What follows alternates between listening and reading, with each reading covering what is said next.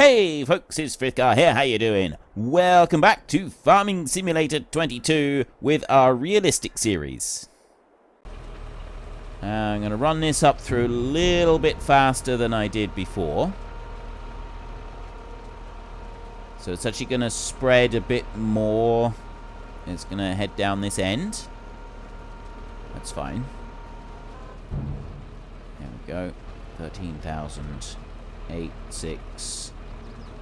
And job done. Right, so that one's out there. Now we'll slowly come round here.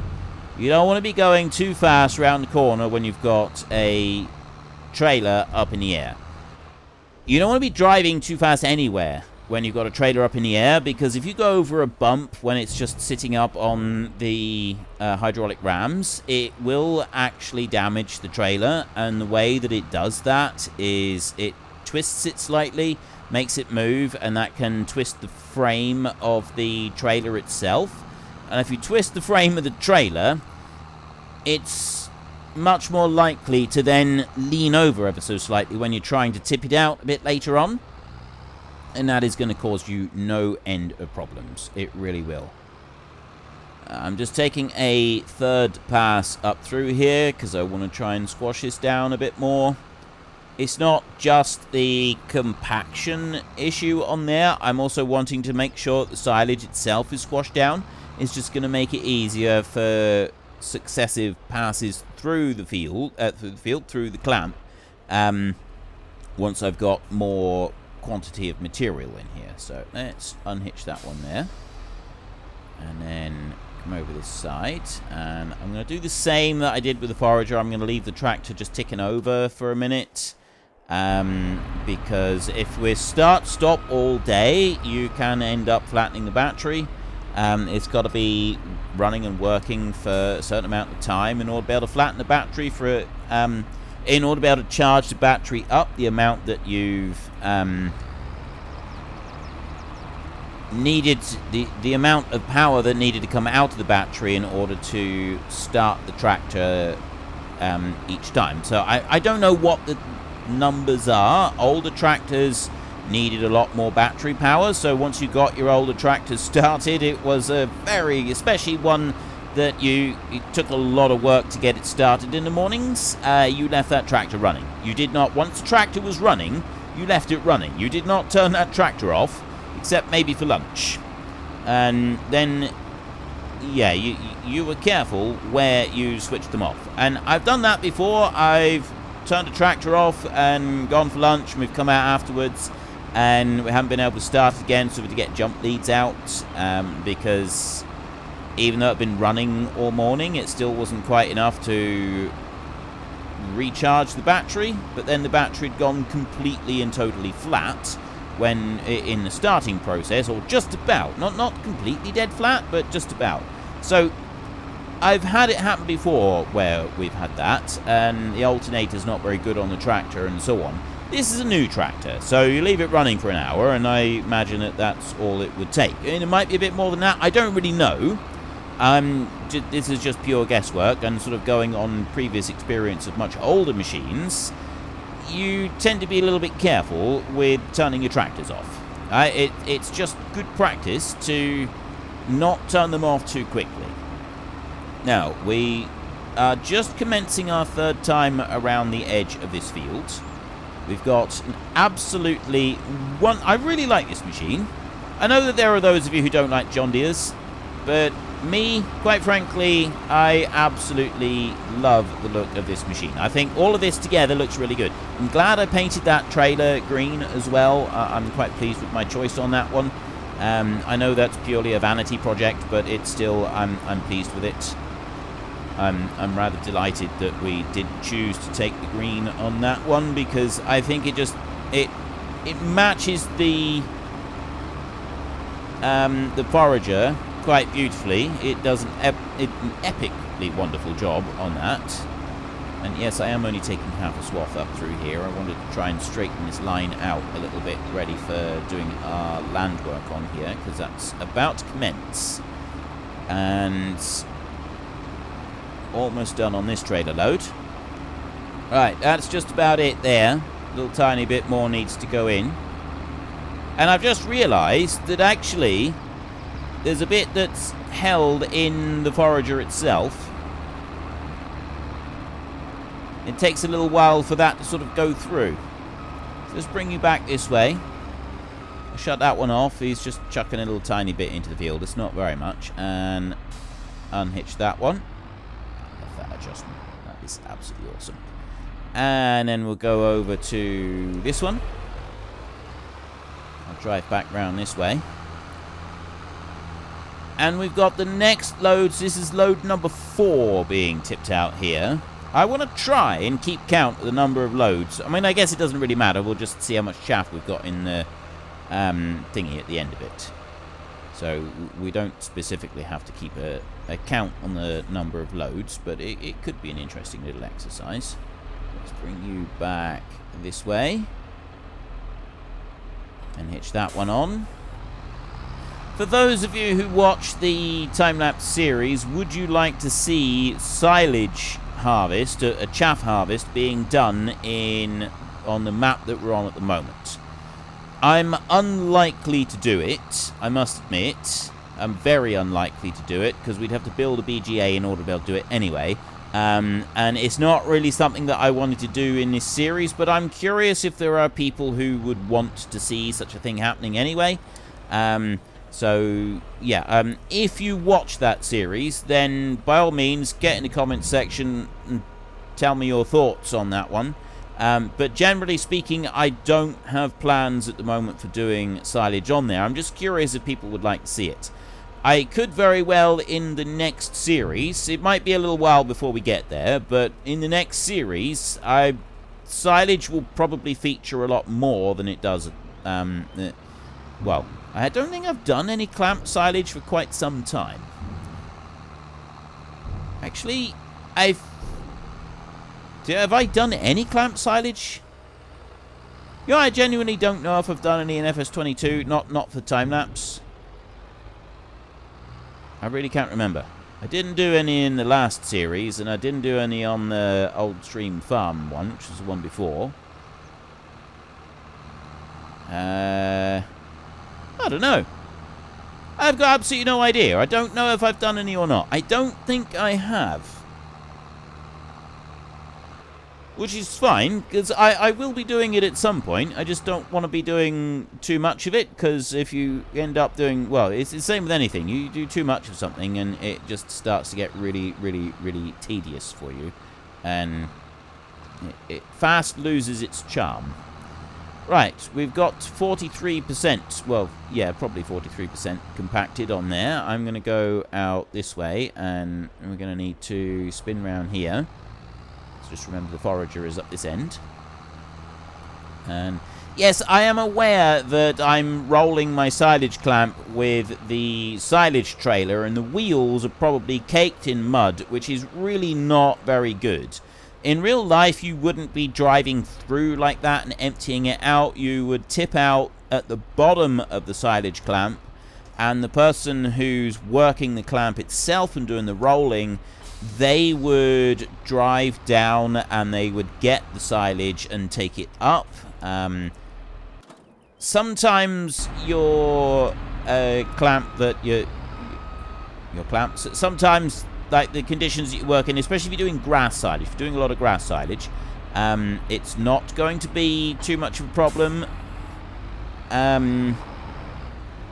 when it comes to like the wheels being dirty. Like if you're doing a lot of grass silage and the conditions are good, you're hardly going to get any dirt at all.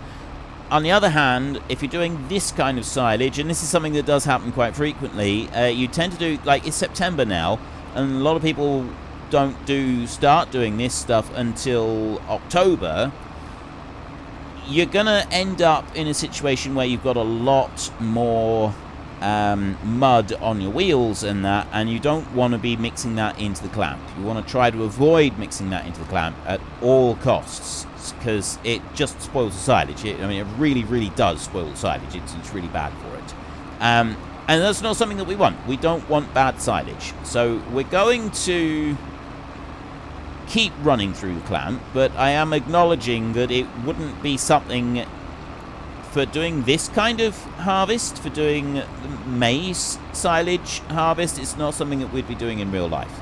It could very likely, incredibly likely, most likely, be something that would lead to poor silage in a clan. And we don't want that. We've gone to all this time, effort, and expense of making this silage. The last thing we want is to end up with a really poor quality of silage in our clan. That is absolutely the last thing that we want. Now, I've just got to do down the side here, and I'm wondering which way we should do the field. When we planted this field, when we did the potato harvest, we went sort of side to side across the hill. When I did the planting in here, I went up and down the field, or at least, or maybe I rolled that. I'm looking at the lines on the ground. I think I actually went up and down when I planted it. And I'm thinking side to side might be our best option for doing this. So that's what I'm going to attempt to do, because it's probably going to give us the longest runs on the field. But I'm going to start doing this from the top end of the field down. It's going to make it easier for us following along, and we don't have to drive round the crop to get to where the forager is working. We just drive straight towards the forager, and that's faster and easier and generally better all around. So what I'm going to do now, I'm going to get to the end here, just like that, and then lift that one up, and we're going to drive this up to the other end of the field. I'm hoping this is enough room for us to do all of our turning and everything that we need to do. It should be. I see no reason why it won't be. And I'll go up here, and I'm going to start it again here, like this. Okay, probably a little bit too soon. Carried away there. And we will go in this side. So this little tiny sort of bit on this end is going to be a bit more difficult to harvest easily with our forage setup. That's right, we can do that quick enough. So I'll do that. Now if I reverse up this way, I think it's just going to be a single pass on this. Like that. Okay, it's going to be a bit more than a single pass. But I've got that first bit done. That goes up to there, like that. And then I can go back through and do it again. And what we're going to do is I'm going to start going through this now until I've got the trailer full. And then I'll have the hired help on this bit in a minute. And I'll basically just set the hired help going straight away. So then when we come back to it, we can work on it. I've had people before tell me that if I'm using the hired help for a job like this, I shouldn't leave the hired help on the machine while I go and take the crop to the field. To the clan. I shouldn't leave the hired help on the machine just there while I'm doing anything. So I'm just going to bring this one back over here now, like this, and I'm going to unhitch that one. And I'm going to say to you, why on earth would I not have the hired help going? Right, I'm going to start this one now. I've got the hired help in there. Why wouldn't I leave him there? Why would I get rid of the hired help for that bit and then go back and... Oh, I want to do it this way. Why would I have the hired help there and then get rid of the hired help while I go and empty the trailer and then come back and start the hired help again? Like, if I'm trying to do this in a realistic fashion, how many places have you ever worked on, for those of you who think that I should be doing that, how many places have you ever worked on or even heard of that would hire you to go and drive a machine like that, and then while you're waiting for the next trailer to come through so that you can fill that one as well, fire you while you're waiting, and then hire someone else to just load the next load. Or even just tell you to clock off while you're sat there waiting, and then clock back in again once the person that you're filling comes back again. It just wouldn't happen. No one would go and work for any idiot that's trying to do that. Right? It wouldn't happen. You just wouldn't do it. If you're working for a person and you're doing that kind of job, you would sit there and wait. And this is why you have teams of tractors and trailers instead of just one tractor and trailer like we've got. Like, we are running this like a bit of an idiot, but the only way to have a team of tractor and trailers on a job like this is if we had courseplay running, and I'm not doing that. So, yeah, you just wouldn't. It's not something that you would do. It's not something that anyone would do, right? You would not you wouldn't expect your person to clock off while they're there waiting for the next trailer to come and they can start working them around the field, right? It's just not something that would happen. And alright, maybe it has happened. Maybe there is someone who is going to tell me, well, actually, that's what happened to me and I had to clock off each time. I would say, walk away from that job. Just walk away. If they're going to do that to you, walk away. Do not stay in a job that's going to make you do something like that. Right? Absolutely not. No way. There is no possible way I would stay working for someone like that. If they're going to make me clock off every single time I'm sat in the field waiting for the next tractor and trailer to turn up and I'm driving a forager for them, I'm going to walk away. I'm just going to pack up and go home. Nope, not a chance. There is no possible way I would stay there and do that. Not a chance. It's not my responsibility to pay for the tractors and trailers, and that's essentially what you're doing. If you're sat there waiting and they're refusing to pay you because they haven't organised the job properly, walk away. It's not my responsibility to make sure there are tractors and trailers there. It's not my responsibility for any of that.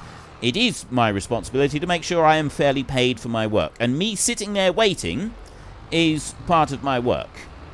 Right, if you're doing a field where you're having to go and travel a long way from the field to the silage clamp, it's very likely the person on the forager is going to be sat waiting for some periods of time in the field.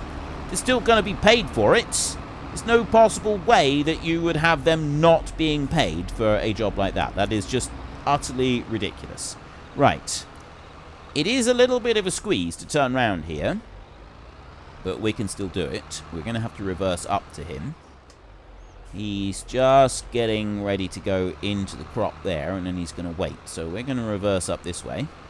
I've seen video footage of people reversing up behind the forager as they go up across the field, and that I thought was pretty cool. Right, reversing as they go up across the field with the forager was epically cool, I thought. I thought that was absolutely amazing. And I was really impressed with that. And it's not, reversing a tractor and trailer is not the most difficult thing to do, but to reverse at speed right across the field without making a mistake, without having to shunt at all once, that requires a little bit more skill, right? It's definitely something that, I want to say this without bragging, it's definitely something that I can do, but I still might end up needing to... Anyway, yeah, real life just interrupted there for a minute. It's not an incredibly difficult thing to go and do, but it still does require a bit of practice to get right. So if you do...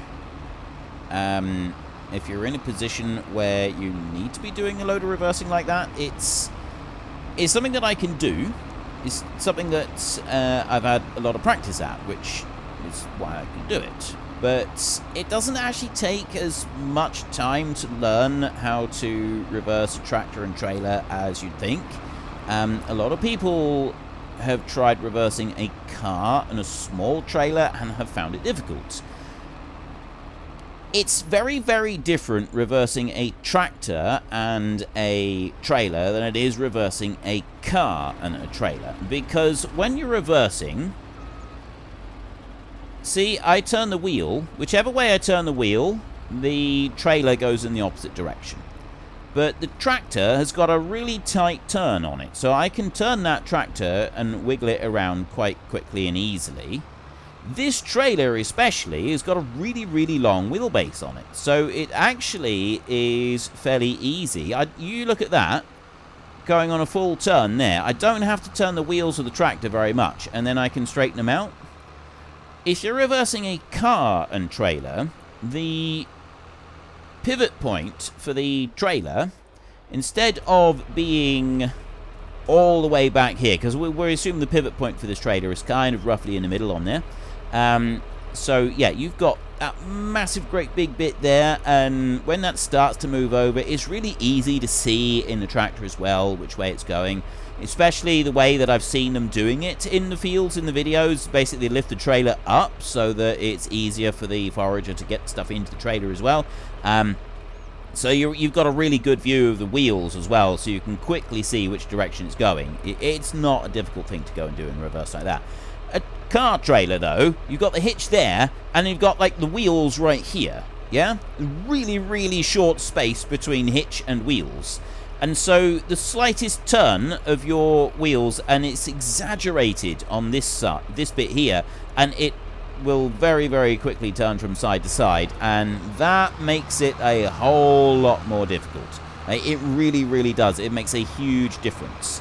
So when you see people whizzing along in a field or anywhere with a tractor and trailer reversing, yes, it is a skill. It is absolutely a skill, and it does take some practice to get it right. But it's not actually as difficult as quite a lot of people assume it is. I know quite a number of people who say, oh, it is really difficult. I've tried reversing a car and trailer. A car and trailer is a lot more difficult. Trust me, I know. I've done both, and I would far rather be reversing a tractor and trailer across a field, especially a tractor and a long trailer. The longer the trailer, the easier it is. All right? There's absolutely no contest in that whatsoever.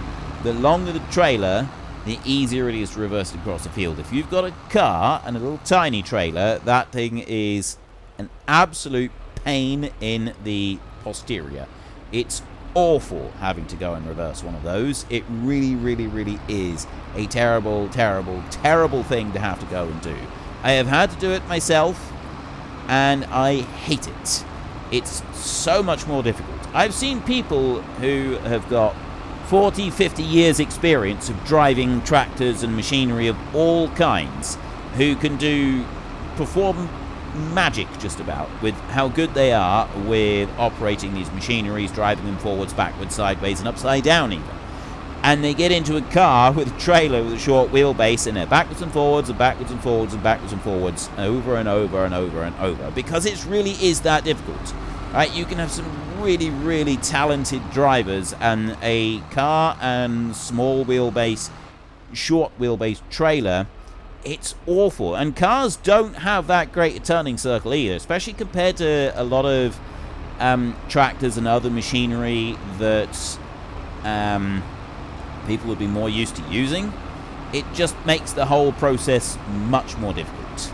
So yeah, you can reverse across the field, and it is a skilled job. It's definitely something, and you do need to acknowledge that it is a skilled job, but it is nowhere near as difficult as a lot of people who aren't involved in it think that it might be, because the only experience they've had is trying to reverse a car and a trailer, and it's really, really tricky trying to do that. So yeah, if you've not had experience driving tractors, and you have had experience driving a car and a trailer, and you're sort of thinking, yeah, this is like, it just looks like it's going to be really tricky to do something like that. Seriously? You see what he did? He turned it round. He's gone home. I know it's 5 to 2 now.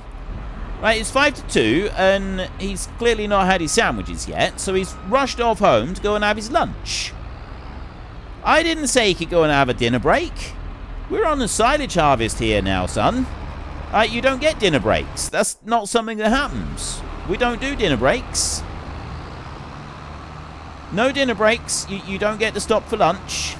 You just keep going. You have your packed sandwiches, and they're in the bag beside you, and you eat them as you go along. Right? That's it. You ain't stopping for lunch here, sunshine.